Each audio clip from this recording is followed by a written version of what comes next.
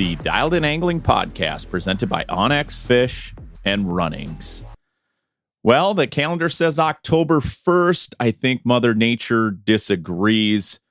It's unbelievable. You know, a month ago, we were talking about record low temps, you know, kind of that September full moon time phase. Surface temperatures plummeted. It looked like we were going to jump right into fall. Matter of fact, the leaves started changing up here. We had some frosts. It just quite different than what we've been experiencing the last 2 weeks. No rain, warmer temperatures, warmer than average, you know, downright hot out there. I saw people swimming today. I was on Leech Lake. I saw people swimming, people on the beaches, people out boating, cruising around like it was July. It's just crazy to me. I know a lot of people are taking advantage of this warm weather. Last weekend on my way home from work, just the amount of traffic heading north and south on all the freeways and whatnot. And then, of course, you know, just the amount of people that were around in campers, fish houses, of course, you know, boats and people on the lake last weekend. You know, I talked to a few different bait dealers and they were like, it's unbelievable. It felt like, you know, like a Labor Day or Memorial Day holiday weekend. There was so much traffic, you know, it rivaled some of those bigger weekends throughout the summer, and for good reason. I mean, people can get out and take advantage of this warm weather. I know it's not going to last long. You know, if you think back last year, we had sort of this really warm October as well, because I remember trying to pheasant hunt with my dog and we could get out in the mornings, and then by 1-2 o'clock, it was just so hot. We had to let the dogs rest. Being on the water, same thing, experiencing really nice morning time temperatures, you know, maybe sweatshirt weather, but then by evening or by noon, 1 o'clock, you know, it seems like you're down to your t-shirt. And that's exactly what we're experiencing. You know, for this week's podcast, I want to get into some fall fishing talk, even though right now surface temps are back up to almost 70 degrees. It's pretty crazy. But in spite that, you know, the fishing's been really good. Sometimes these fall warm-ups, it seems to have a negative effect on the fish. I know that sounds weird, but in the spring, you know, you get those big cold fronts definitely have a negative effect on the fish, but you get those warm-up days and it triggers them.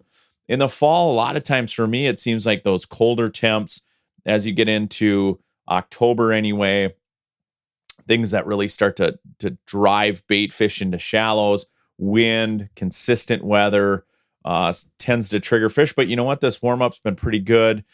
You know, the only thing is I'm fishing with a lot of summertime techniques, right? I'm not into the jig and minnow bite. Matter of fact, it's hard to find shiners. It's hard to find a lot of minnows right now. But I'm not into that fall type of pattern. It's more snapping plastics in the morning, going back to the bobbers, going to the jig and crawler. If you can find leeches, bless your heart. Let me tell you, that has been a job in itself, trying to find leeches. If you've got leeches or if you've got a bait dealer that has leeches, keep that on the down low, because they have been extremely hard to find here pretty much since the first part of August, you know. So you know, when I'm fishing the bobbers, I almost exclusively have been using crawlers just because it's hard to, you know, buy a half a pound of leeches and sort through a couple decent ones, and the rest are really, really small, almost like panfish leeches. So I've almost been avoiding buying leeches for the last month here. But, you know, these summer patterns are conducive to it. A crawler bite, if you want to pull spinners and crawlers right now, that's working really well. The trolling bite has been pretty good. You know, I've been talking to some night trollers. As we get towards this October full moon, which happens to be this weekend, you know, you're going to see people trolling more fast action baits than you normally would in October. Example of that is typically as you get into October, especially late October, you fish a lot of minnow profile baits, you know, like husky jerks, original floaters, something with a slower wobble. You're slowing your troll speed down. That is not going to be the case this full moon. It's going to be shad wraps, fast action type of baits.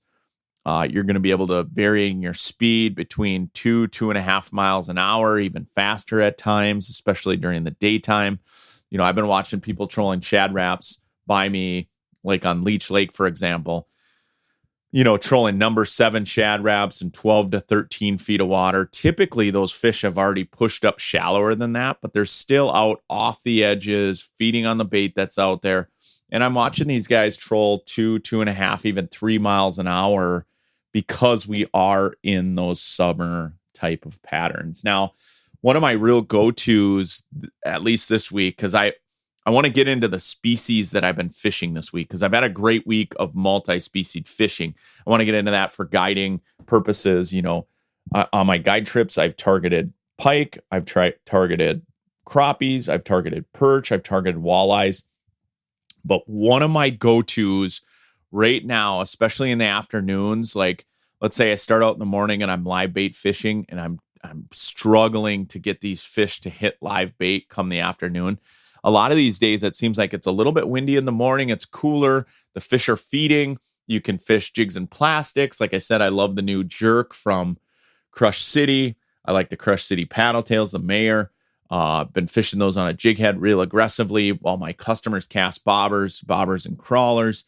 And so I've been fishing real aggressive in the morning, but it seems like, I don't know, 11, 12 o'clock, sometimes the bite just kind of sort of lays off and those fish don't want to feed as aggressively as they do in the morning. So my absolute go-to has been jigging wraps, horizontal style baits, ripping wraps, jigging wraps. For crappies, I want to talk about a new bait that's out there, touch on that a little bit.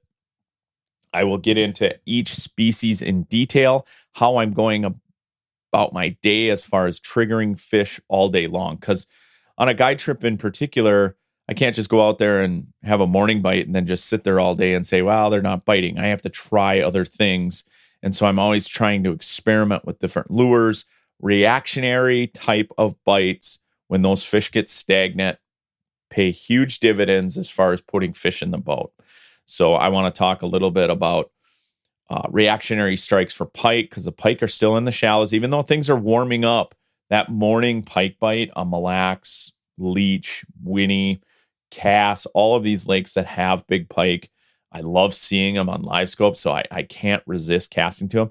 I'm going to talk a little bit about pitching swim baits and reactionary strikes for them.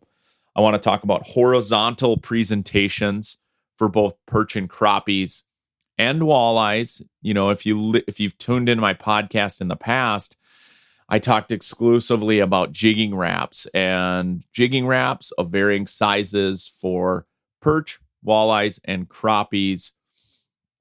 And then I want to get into some of these alternative, like softer floating baits, right? Because the problem with the jigging wrap, I guess the best part about a jigging wrap is the action, right? It floats out there. The problem with the jigging wrap is it doesn't float enough in shallower water. So as these fish sort of move out to the edge of the wintering basins, out into deeper water, but then in the mornings, you're finding them shallow up along the break lines. You need different style baits to kind of get the job done. And when I'm in a little bit shallower water, I like to use these softer floating profile baits.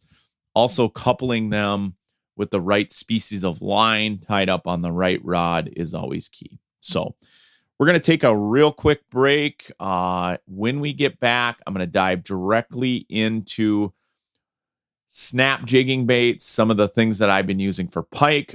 And then I want to get into panfish, crappies, and perch in particular. And then we'll close out with some walleye talk. So stay tuned. We got more Dialed In Angling coming your way. Runnings Home, Farm, and Outdoor stores are celebrating 78 years, serving 90 local communities across the Upper Midwest, the Northeast, and America's Heartland. Runnings has everything you and your family need for your home, on the farm, and in the outdoors. Lawn and garden, hardware, farm and ranch supplies, sporting goods, housewares, snacks, and everything for your pets. Go to runnings.com to find one of the 90 locations near you, or shop online anytime at runnings.com. Runnings, your home, farm, and outdoor store. onX Fish is the best tool I have ever used for finding new lakes to target. Quickly filter lakes by species, then select trophy potential, high abundance, keeper potential, or high stocking effort to find the fish you are after in the size and the numbers you are trying to catch. Download from the App Store today to get research tools for the serious anglers and beginners alike, giving you the data to target the right lakes and the confidence to get there. Use tools like recent imagery, fishing hotspot data, or the best-in-class weather features that call out current wind, weather, barometer, moon phase, majors and minors, along with precip and more. onX Fish is a phenomenal tool both on and off the water for discovering new fishing opportunities, many of which you'd never known existed. Download onX Fish Midwest today, the app that is changing the game on ice and open water. Okay, let's talk a little bit about pike. If you tuned into last week's podcast of Dialed in Angling, I was talking about big pike season. I get really, really fired up for certain bite windows of different species throughout the year. This time of year, certainly have pike on my radar, just like I do in the spring. And I talked in depth about it last week. However, I'm seeing some of these pike start to shift out. Like if you're going to go try to target big pike, it seemed like the morning bite was a little bit better than the afternoons, especially on these hotter days. As a matter of fact, I went back out pike fishing with my son. We went a couple evenings here. One in particular is just magical. I'll post a picture for the post up there. I'll have multiple pictures of this week's fishing event. But I wanted to touch on snap jigging because, right when we got out there, we started throwing big spinner baits, big spoons, big, light, bright, loud baits. And we got a couple right away, but then the fish sort of laid off. I saw them on forward-facing sonar, and they were more interested in, sort of hunkering out in the weeds and sitting down in the cabbage. And so we started throwing big swim baits, big heavy jigs, and just sort of snap jigging those big paddle tails through the weeds. And instantly the bite went from sort of a neutral sort of pattern to an aggressive, just smoking that bait. If you've ever caught a big pike on a jig or a big swim bait, snap jigging that bait and feeling that clunk of that, it's basically like walleye jig fishing, on steroids. They just absolutely crush that thing. And so that, sort of got my brain going as far as these walleyes, because I did have a few days this week where the morning bite was incredible, and then I sort of struggled to put them in the boat. It seemed like we kept on throwing them. They weren't hitting the jigs and plastics anymore like they were earlier in the week or they were last week.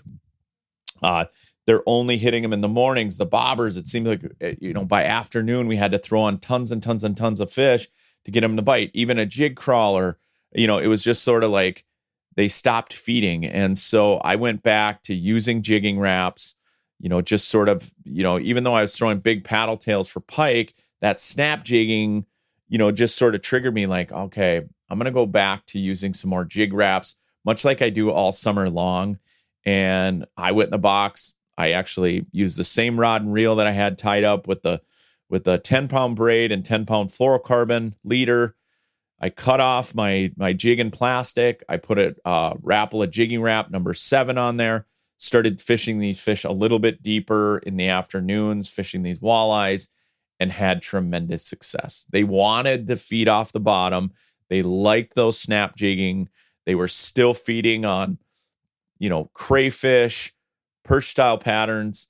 I used some blue chrome, I kind of mixed it up a little bit. And lo and behold, when I was snap jigging with these jigging wraps, I started on Mille Lacs and I was catching some walleyes. I did catch a few jumbo perch out there as well, just off the edges. I wasn't going super, super deep, but off the edges of the gravel, I did find a few jumbo perch, which was cool to see. Big time numbers of small walleyes. But then I took those same jigging Rapalas, and when I got up to Leech Lake, I started jig wrapping some of these fish that I was throwing, bobbers and leeches, bobbers and crawlers, jig crawlers on, and getting some to bite. But as soon as I threw the jig wrap out there, boom, boom, boom, I started getting bit. So I was like, okay, this is an easy no-brainer. I love jig wrap fishing. if you've never jig wrap fished before in your life, it's super, super simple. You don't need forward-facing sonar. All you need is a number 7 jig and wrap, some braided line, a fluorocarbon leader. What I like about the fluorocarbon, it's abrasion resistant. So if you're fishing, because you're throwing that jigging wrap out, you're letting it hit the bottom, you're ripping it up in the water column, letting it hit the bottom again. If you're fishing lakes like Mille Lacs, Leech, Winnie, any of these lakes that have zebra mussels, it's really nice to have that fluorocarbon leader. And if you're, just a tip for you, if you're fishing lakes that have lots of pike, upsize the pound test of your fluorocarbon. Go, instead of a 10 pound, go to a 12 pound, because you're snap jigging. Those fish are going to see that line, but upsizing that fluorocarbon is going to keep you from getting pike biting off that jigging wrap. Okay. I love snap jigging big baits for pike, but nothing I fear more than a giant pike that hits a jigging wrap for 2 reasons. One, they typically inhale it, right? And you got all those hooks on there, and big pike are violent, right? They're always thrashing around in the boat. Number 2, they bite off your jigging wraps a lot. And you fish a lake like Winnie or Leech, you're going to lose a lot of jigging wraps if you're not upsizing that fluorocarbon to at least 12-pound test. I've had spots like in Canada where the pike were just rampant, and I was jig wrapping for walleyes, and I had to even go larger, like a 14-pound fluorocarbon. That's going to help you from losing a lot of jigging wraps. Especially when you have only a select few colors, like, it always seems like they key in on a certain color. I see areas of Leech, for example, where in one area of Leech Lake, they really want a certain jig wrap color. Another area of Leech, they want a different jig wrap color. Same can be said on Mille Lacs Lake. I could be on the north end and they really want a parrot color, for example, or a blue chrome. And then you get down to the south gravel or the edges of the gravel or the edges of rock piles, and they want a fire craw or a yellow perch, for example.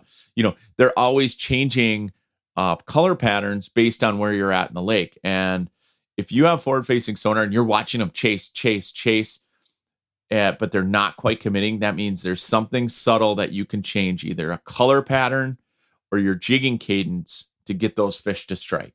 And so, the other day it seemed like I threw it out there right away. I saw them on forward-facing sonar, but I took the beam off the fish because they were just being a little funky. Threw the jig wrap out there, boom, instantly caught one as soon as it hit the bottom. So I knew right then and there, it's going to be a jig wrap bite. Another bait along those lines that I tend to use, especially as I move shallower, and that would be a rip and wrap. Rip and wraps and slab wraps, I kind of look at them in the same category as a jigging wrap. The only difference between the slab wrap, the rip and wrap, and a jigging wrap is the fall rate. And so when I get into a little bit shallower water, or if there's a lot of vegetation on the bottom where I want to work that bait through the water column without touching the bottom, or maybe I'm intermittently touching the bottom, there's spots like on Leech Lake, for example, where you have sandgrass in areas. And then you have other areas that are just sandy. And so I'll kind of work those baits where I'll touch the bottom in the sandy spots, but I'll keep it up off the bottom in those sandgrass areas. And as I work shallower, instead of using the jig and wrap, I'll just switch directly over to a rip and wrap, but of those same color patterns. I tend to use a lot of the same color patterns as I am jigging wraps based on what I'm finding with the jigging wrap bite. So if I'm in an area of the lake and they really, really want a yellow perch, as soon as I get into the rip and wrap, I'll switch to a yellow perch. Another thing with these rusty crayfish that are everywhere, like in Leech Lake or Cass or any of these lakes that have rusty crayfish, they love that dark brown craw. That dark brown craw rip and wrap is a great bait, not just for walleyes, but you catch some really giant jumbo perch. Rip and wraps, obviously, if you've listened to the podcast or if you've been out to Green Bay, a place that I love, where I fell in love with rip and wraps was in Green Bay fishing walleyes. Green Bay is, if you want to get confident in fishing a rip and wrap, a Rapala rip and wrap, bring some number 5, number 6, number 7 rip and wraps. Go pick them up at your favorite retailer. Head out to Green Bay in the April time frame. You're going to catch giant walleye shallow, and you're going to become a huge fan of rip and wraps. Now, ever since I went out to Green Bay for the very first time, I've been in love with Rip and Wraps, and I started bringing them to small lakes, big lakes, and everything in between. I started fishing local lakes with Rip and Wraps. I started fishing the Rainy River. I started fishing Lake of the Woods. I started fishing Vermilion. I started fishing Mille Lacs, Leech, Winnie, you name it, on kind of doing this jig and wrap, Rip and Wrap combo based on whether I'm deeper or shallower is kind of how I go about using my jig and wrap, Rip and Wrap logic, I guess, or fishing techniques. But as soon as I started doing that, I started catching a lot of fish. Now, I also have added slab wraps to that mix because I've used some of the bigger slab wraps like the number 6s in those same type areas in clear water conditions where they didn't want that loud rattle chamber, but they wanted that horizontal presentation falling slow. And I've had really, really good success using slab wraps, particularly the yellow perch and, of course, the crayfish colors in shallow water, and doing quite well with both baits. And I will say, in using those baits, primarily trying to target walleyes, I've found that I've gotten into some really great perch fishing. And the size structure of the perch that I'm catching is better than when I was using a jig and a minnow, for example. Because when you're fishing a jig and a minnow, you're going to get every size perch that's out there or readily available. Whereas if you're using a number 5 or a number 6 Rip and Wrap or a number 5 or a number 6 slab wrap, it keeps those smaller perch at bay.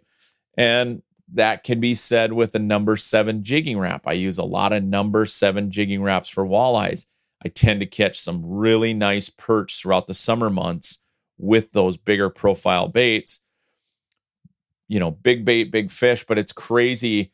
A big jumbo perch like a 12, 13, 14-inch perch, they have no problem hitting a number 5, number 6 Rip and Wrap. They have no problem hitting a number 7 jigging wrap. They have no problem hitting a number 6 slab wrap.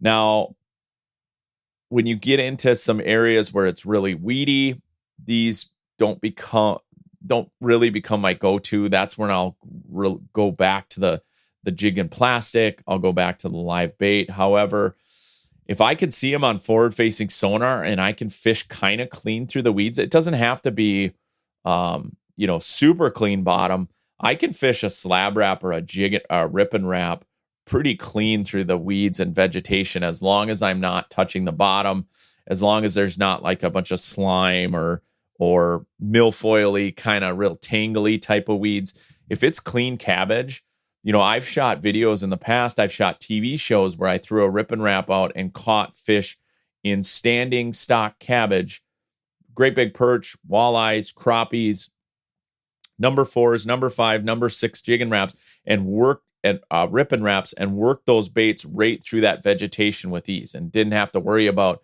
getting hung up on any sort of vegetation. Throw that bait out there and kind of snap it, let it fall, snap it, let it fall. Just the other day, I was perch fishing and I was up on Leech and we were in the weeds and we're throwing jigs and crawlers, jigs and minnows, anything we could in these schools of perch. And we really had to weed through different size classes, but we got some really good ones. Leech Lake in particular is kicking out some really good perch right now. But we got some really good ones.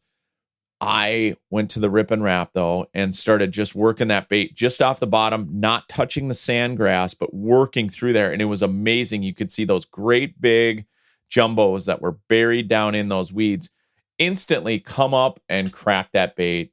Super cool to see on forward-facing sonar. That's what I love about forward-facing sonar, is the fact you can pick and choose some of your windows where you want to fish.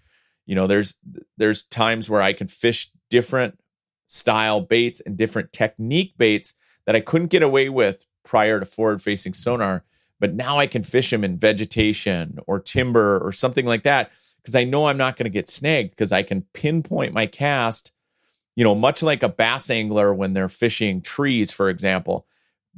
Getting that bait up under those trees or getting that bait up under those docks is just, it's almost identical to that with forward-facing sonar. I can see the fish in the vegetation. I can throw my presentation out there. I can pick and choose when I want to touch the bottom. I can jump that bait over the top of vegetation and then let it fall back down in there. I can puppeteer my baits. I can have total control over my baits, my presentations, my casts, and I can pick and choose areas where I'm going to catch fish. And perch in particular, especially on Leech, Winnie, a lot of these big lakes, they like to be up in the weeds. They're not roaming all over out in deep water this time of year. As you get into late September and October, they're relating to the weed lines. They're up in the weeds. That's where you're going to find them, and that's where you're going to catch them. Next, I want to talk about a bait that kind of fits in this category. It's getting launched as we speak. It got launched at iCast, I believe, but it's something that ice anglers are going to want to listen to. Grab a pen and paper, jot down a note on your phone or a mental note, because I want to talk about the nano wraps. Nano wraps are basically the micro or finesse version of this horizontal presentation that I've been talking about.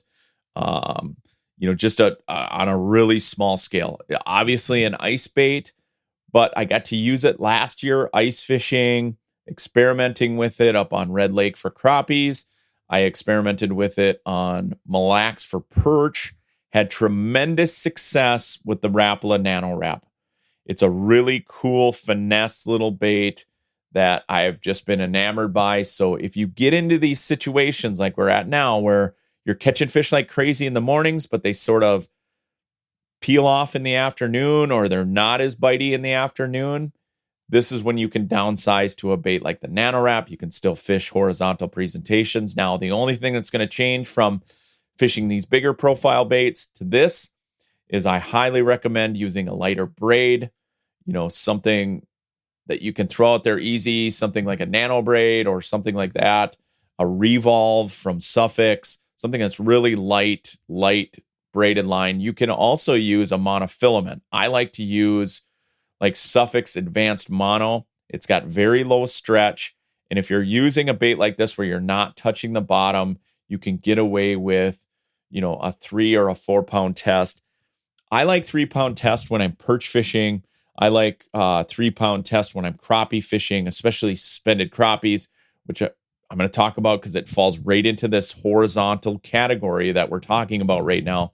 But that nano wrap, you can float it over the top of this vegetation. You can float it through vegetation. Highly recommend, though, that if you're using forward-facing sonar, if you see any pike that are, within range, that you pull your nano wrap away, because they will definitely eat this bait. Now, nano wrap is just that horizontal presentation. It's got a single hook, a single back hook on it, like a little treble, and those fish come up and feed on that. They love it. It's amazing to me how many perch eat little yellow perch. If you ever clean their stomachs, it generally consists of bugs, perch, and crayfish, right? Every once in a while, you'll find some snails or whatever. Perch will eat anything they can, but it's usually like bugs, bloodworms when they're out in deep water. But when they're in shallow water, they're eating their own, and they're eating crayfish on a lot of these lakes, especially lakes that have rusties. They're eating those small little rusty crayfish. And so right there, what your color patterns are going to be. It's going to be yellow perch. It's going to be, green UVs, fire tigers, that sort of thing. Or, getting into those, darker colors that may, replicate a crayfish. So that's sort of been my go-to. Yes, I have used some live bait. I've used jigs and minnows for perch. I've used jigs and plastics like we talked about in a couple podcasts ago. Those tube jigs still are working great. I have used jigs and crawlers. However, it just becomes, I don't know. Maybe I'm spoiled, but when you're fishing live bait constantly and you're constantly having to rebait, it drives me crazy, especially when you've got a ton of small yellow perch around, not just jumbos, but they're all kind of mixed in together.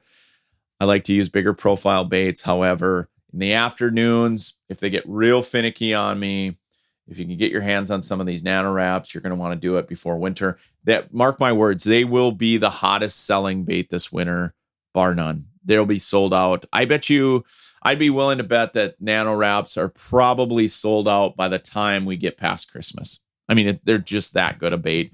They work great in ice. They work great in open water. So let's get into crappie talk. I want to do a little crappie conversation because I have slipped out and done a little bit of that. I think it was Tuesday this week. I was able to actually go crappie fishing again, and kind of the same thing that they've been over the last month. It seems like every fish species is sort of in this holding pattern, right? Everything we've talked about in the podcast over the last month, every lake I've gone to, these fish are sort of in the holding pattern. You got some walleyes that are really, really shallow, some that are on the weed edge. You've got perch that are really, really shallow. You've got a few like lakes like Mille Lacs where they're still out deep a little bit. Northern pike are starting to move in the shallows, but you still have some that are out deep. And then, of course, crappies, same thing. You've got some crappies that are relating to the weed lines, but then you have some that are pulling off to the edge of these basins. And the other day, I had a phenomenal crappie experience. Wasn't keeping any fish. Sort of went out, started looking in the basin. The lake that I was fishing, the basin's like 20 to 25 feet. The fish the other day were anywhere from, I'd say, 8 to 15 feet below the surface. Fast forward to this Tuesday when I was out, these fish they started out in the morning in that kind of 8 to 15 feet right on the edges of the basin.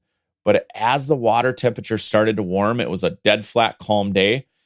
And at least dead flat calm where I was fishing, the shorelines where I was fishing. There was a little bit of wind that day, but it was pretty calm where I was fishing. Well, anyway, the bait fish started to rise because of those temperatures. You know, you see bait rise in the afternoons.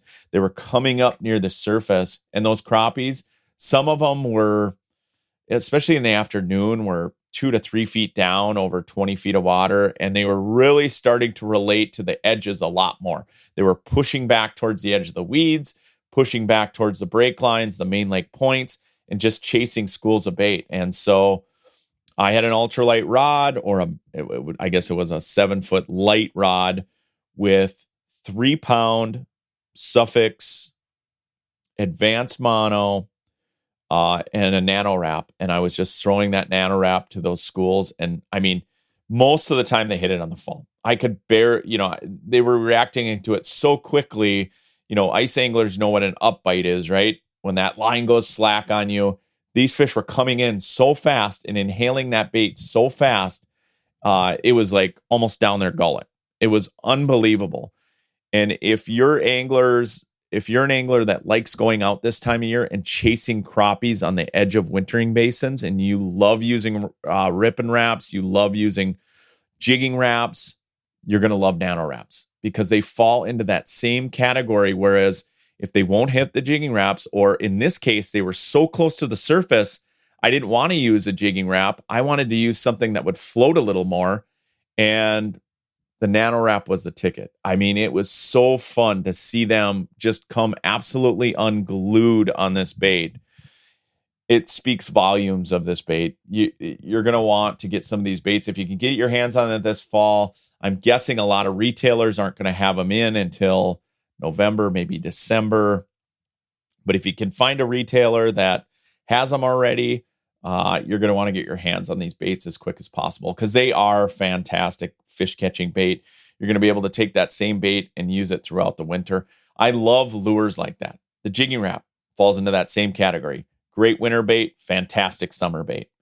Ripping wraps, same category. Slab wraps. Now the nano wrap is basically falls right in line, only it's the much smaller finesse version of all of those other baits in that same category. You got to get your hands on them. Same can be said about plastics. I use a ton of plastics open water. I use a ton of plastics on ice. It's amazing being up in Canada. You know, we think of in the US plastics primarily for panfish, but up in Canada, I have fallen in love with plastics for walleyes, lake trout. I took some of those same baits, some of those same big plastics, started using them early ice conditions, and having tremendous success for them for walleyes as well. So don't overlook your plastics bite year round for walleyes. Same can be said for panfish. That's all I got for you this week. We're sort of in this holding pattern, even though the temperatures are what they are and it's sort of summer-like patterns. The fish are biting. That I wouldn't say they're October biting, but it's pretty darn good. When you can go out in any given week and catch giant pike, a bunch of panfish, the perch are biting like crazy. The walleyes seem to be biting, especially in the mornings. We've got the full moon coming up here. It's going to be a beautiful full moon. If you want to get out and enjoy the full moon, hopefully this weekend, and as we get into the first part of next week, Monday, Tuesday, looks like fairly clear conditions, fairly calm conditions. If you can get both of those, plus these temperatures, it's going to be really nice to be out there at night. I hope people take advantage of it. If you listened to my podcast in the past or you've been paying attention to the news, Mille Lacs Lake is a 3-fish limit. They've also allowed night trolling out there. That's something you haven't been able to do for a long period of time. So don't overlook Mille Lacs for night trolling. A lot of big fish start to slide into this time of year. But there's other lakes where night trolling is incredible. Leech Lake, Winnebagosh is phenomenal night trolling, especially on the full moon. I know a lot of anglers are going to be taking advantage of that. Lake of the Woods, same deal. As surface temperatures start to drop up at Lake of the Woods, you're going to see these fish start to slide in, especially the South Shore, in towards the Rainy River as the shiners come in. So a lot of this stuff is going to happen over the next few weeks. And it looks like next week, at some point, the temps are going to start dropping. They're going to moderate, and we're going to get back to more fall-like temperatures.